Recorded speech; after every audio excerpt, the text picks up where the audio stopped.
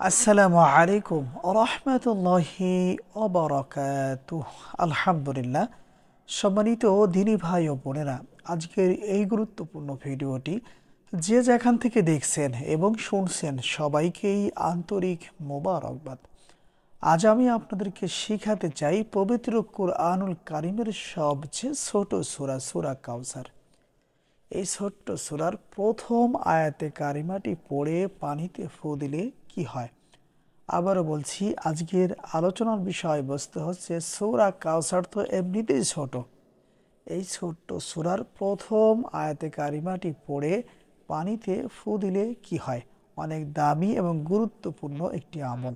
এজন্য শুরুতেই আপনাদেরকে অনুরোধ করব, একটু সময় ব্যয় করে আমলটা শিখে রাখার চেষ্টা করবেন। আশা করি ইনশাআল্লাহ আপনাদের অনেক উপকারে আসবে। সম্মানিত দিনী ভাই ও বোনেরা, আপনারা অনেকে জানেন, আবার অনেকে জানেন না। আমার চ্যানেলে সূরা কাউসারের একটা ভিডিও আছে, সূরা কাউসার পড়ে সরিষার তেলে ফু দিলে কি হয়। এই ভিডিওটা অনেক নকল করা হয়েছে, অনেকের চ্যানেলে আপলোডও করে দিয়েছেন। এজন্য আপনাদেরকে সর্বপ্রথমে জানিয়ে দিই, আপনারা অবশ্যই নকল কন্টেন্ট দেখা থেকে বিরত থাকবেন।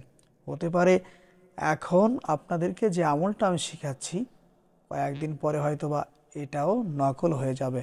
এজন্য আপনারা অবশ্যই সতর্ক থাকবেন আর মূল ভিডিও দেখার চেষ্টা করবেন।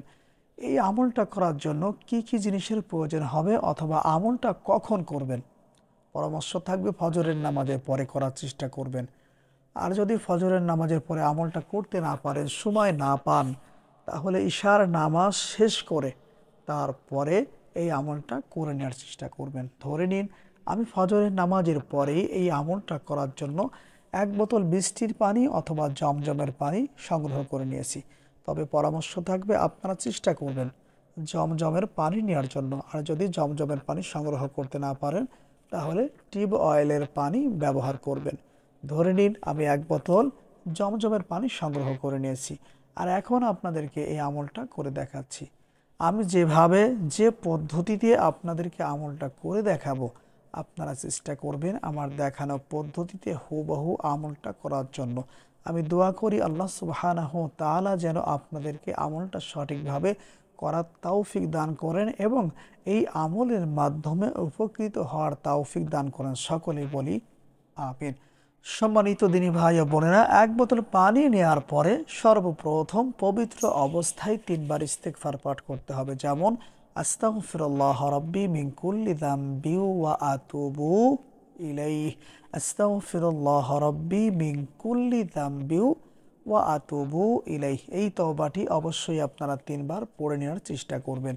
এরপরে আমরা 5 ওয়াক্ত নামাজের মধ্যে যে দুরূদ শরীফ পড়ে থাকি, যাকে দুরুদে ইব্রাহিম বলে চিনে থাকি, যেমন আল্লাহুম্মা সাল্লি আলা মুহাম্মাদি ওয়া আলা আলি মুহাম্মাদ কামা সাল্লাইতা আলা ইব্রাহিমা ওয়া আলা আলি ইব্রাহিম ইন্নাকা হামিদুম মাজিদ। আল্লাহুম্মা বারিক আলা মুহাম্মাদি ওয়া আলা আলি মুহাম্মাদ কামা বারাকতা আলা ইব্রাহিমা ওয়া আলা আলি ইব্রাহিম ইন্নাকা হামিদুম মাজিদ। সম্মানিত দিনী ভাই ও বোনেরা, 3 বার ইস্তেগফার, 3 বার দুরূদ শরীফ পাঠ করে পানিতে কোনো ফু দেওয়ার প্রয়োজন হবে না।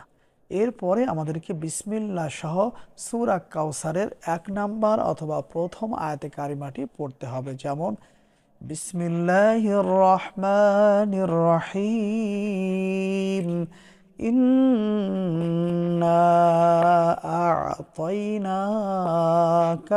কাউসার। পড়া শেষ হলে পানিতে একটি ফু অথবা দাম করতে হবে। আর হ্যাঁ, অবশ্যই পানির বোতলের মুখটিটা খুলে নিতে হবে।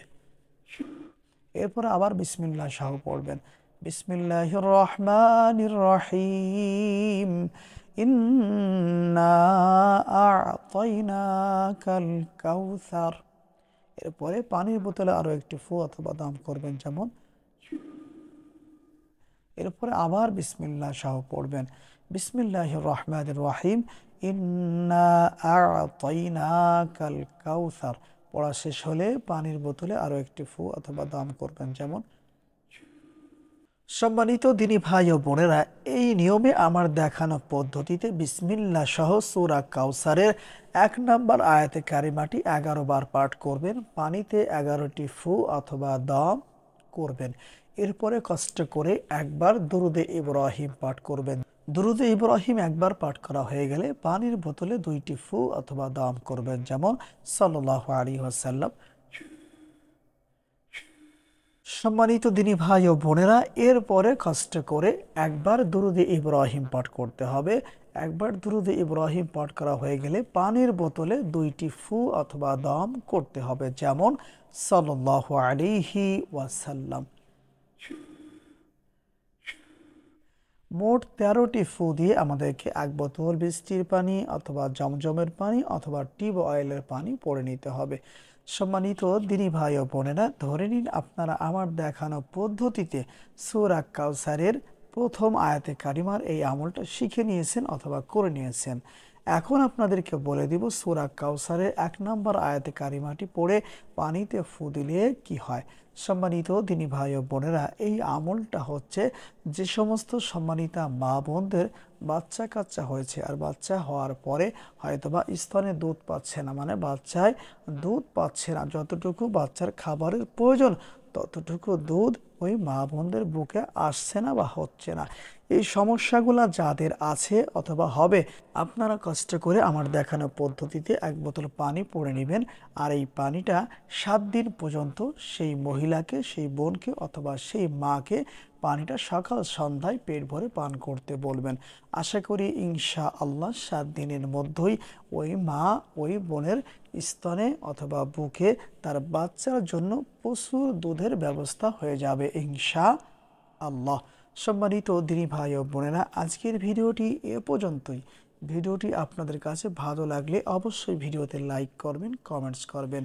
আর চ্যানেলে নতুন দর্শক হয়ে থাকলে অবশ্যই চ্যানেলটি সাবস্ক্রাইব করে অনুমতি নিয়ে আমলটা করার চেষ্টা করবেন।